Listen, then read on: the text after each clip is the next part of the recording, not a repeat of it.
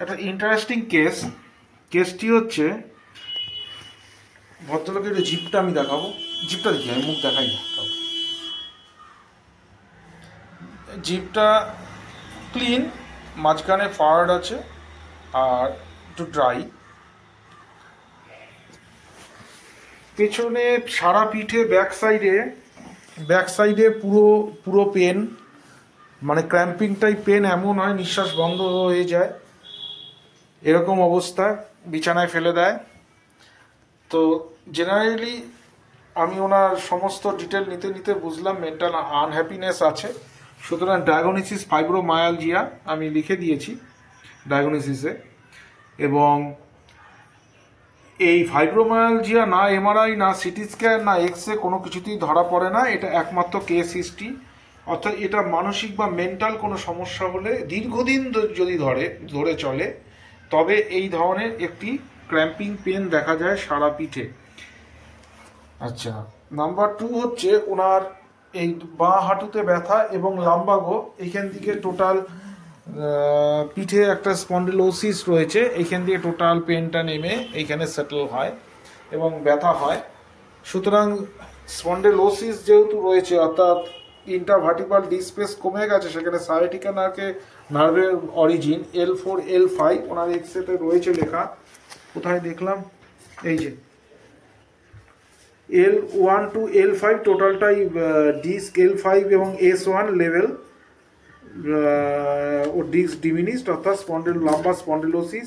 আর sciatica নার্ভের origin হচ্ছে L5 S1 S2 S3, কিছুটা ফাইবার।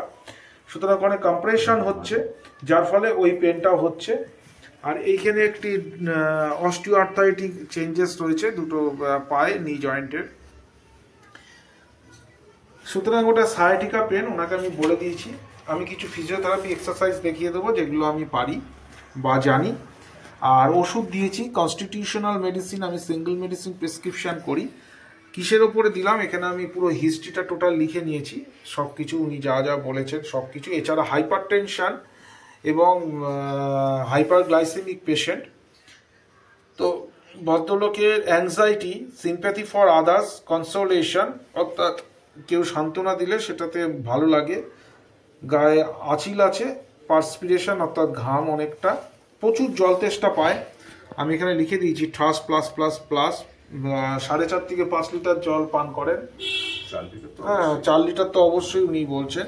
আর এই হচ্ছে ক্লিনিক্যাল চেক আপ, সবার ক্ষেত্রেই আমি করি এই ক্লিনিক্যাল চেক আপগুলো, সবার ক্ষেত্রেই করি। একটু পা, আমি এখানে ইডিমা আমি জিরো মানে ও লিখে দিয়েছি বা 0 লিখেছি। তার কারণটা হচ্ছে একটু পেডাল ইডিমা উনি বলছিলেন, কিন্তু এই পেডাল ইডিমা কারণটা হচ্ছে উনি একটি প্রেশার ওষুধ খান অ্যামলোডিপিন বলে, তার জন্য এটা হওয়ার সম্ভাবনা আছে। তাই যার থেকে ওষুধ খান তাকে দেখা করতে বলেছি, তার সাথে দেখে ওষুধটা চেঞ্জ করে দিলে আশা করি পেডাল ইডিমা কমে যাবে। আর কারণটা হচ্ছে ওনার কিডনি বা হার্টে অল্প একটু আমি সাউন্ড পেয়েছি, ক্লিনিক্যালি আমি ঠিকই পেয়েছি, কিন্তু এখানে এক্সরেতে বলছে এখানে অ্যাওর্টিক লাম্বার ইয়েতে কোথায় লিখলো যেন একটা জায়গায়, এই যে aortic wall calcification with dilatation of aortic aorta, abdominal অ্যাওর্টার উপরে ডাইলেটেশন হয়েছে, কিন্তু আমি কার্ডিয়াক কোনো সমস্যা আমি পাইনি। কিন্তু উনি দুবেলা প্রেশার খাচ্ছেন, ওই পারপাসটা ওই ডাক্তারবাবু দেখবেন। তো আমি কস্টিকাম ওনাকে অ্যাডভাইস করলাম সব দিক থেকে বিচার করে, 0/1, 0/2, 0/3 অ্যান্ড 0/4। আর যেমনভাবে আমি সবাইকে লিখে দিই আমার ওষুধ কেমনভাবে তৈরি করতে হবে, কীভাবে ডোজ বানাতে হবে, কীভাবে খেতে হবে, প্রতিদিন একটা করে। আর আমি এখানে আমি এটা অ্যাডভাইস করব ফিজিওথেরাপি, আমি দেখিয়ে দেবো এই ফিজিওথেরাপিটা। এখানে অ্যাডভাইসে আমি একটা ফিজিওথেরাপি লিখে দিচ্ছি,